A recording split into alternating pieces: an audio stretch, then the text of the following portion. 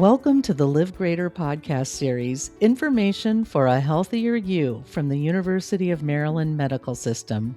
Join us as we talk about the challenges of parenting and explore strategies for when parenting feels hard.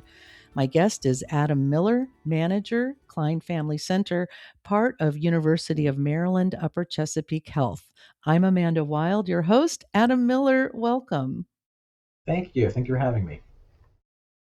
When a parent feels overwhelmed, what is actually happening in the brain and the nervous system? Oh, great question. Yeah, I think we start to feel overwhelmed. We start to get into often that fight, or freeze, and we go from there. And the front part of our brain, where we really want to make good communication with our kids, where we really want to have good processing and thinking skills, sometimes shuts down when we get overwhelmed. And how does a parent's mindset affect how stressful moments like tantrums or transitions play out? Yeah, well, I think that, oftentimes when parenting feels hard, it's often due to an imbalance between overwhelming demands and insufficient resources that we have within our family. One of the big factors is, I think, this perfect parenting myth, where I think modern society and maybe even social media gets us to think that we have to do things perfectly. When you think about Facebook and social media, people tend to post the best things that are going on in their family, and that conveys that everything's great here, everything's perfect, and that's often not the case. And I think we need to recognize that every family has some difficult times and difficult situations to manage, and that's really normal and okay. Well, let's talk about some techniques parents can use. What's one mindset shift that can help parents respond more calmly during those high stress moments? I just did it myself. It's taking that first deep breath before you kind of have that jump into that conversation. Um, and so I think regulating before reacting is a theme that I talk a lot when I'm working with families. Practicing grounding ourselves, like that deep breathing, like connecting with the environment around you, the sounds, the tastes, maybe even the things that you can touch and feel, helps us to be able to kind of regulate, connect with what's going on before we jump into that sometimes very difficult conversation. Another big key component is the power of no.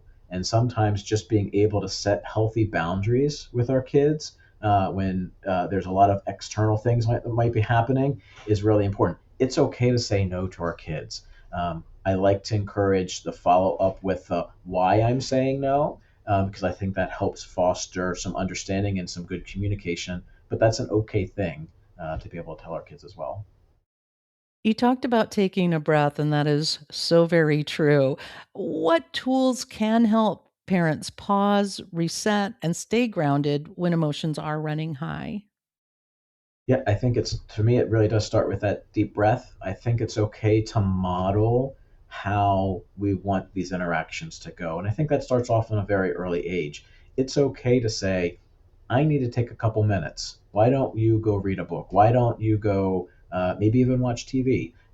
I'm going to go do this. I'm going to sit down and take a few minutes. That modeling, I think, is a key component to the ability to deal with hard situations. That time away often allows us to calm down and reflect a little bit about what do I really want to convey? How do I want to handle this situation? That's an okay thing to do to slow this process down. And it reminds you of your agency in the situation. You have control. So you're not being led around by your child's emotions. Absolutely. I talk to parents all the time about that key point of that you are in control, and sometimes giving choices is a way of controlling it. You're giving the choices that you are okay with, that then the child gets to pick from. And that is a way of kind of having some boundaries in that relationship and in the structure of parenting too, as a way to give some autonomy, but also maintain that structure and the parenting support that we want to be able to provide. I think we're touching too on how to reframe a situation so that we can respond more calmly. How can parents reframe everyday challenges without dismissing how hard those moments feel? Yeah, I think two things that jumped out to me. One is focusing on the connection with your child versus the control of that interaction, and really making those interactions feel like you're hearing them, that they have a voice in the situation, that they have a say. Sometimes when it's appropriate, it may not always be appropriate for them to make the final decision on how to do things, but really focusing on that connection and the relationship.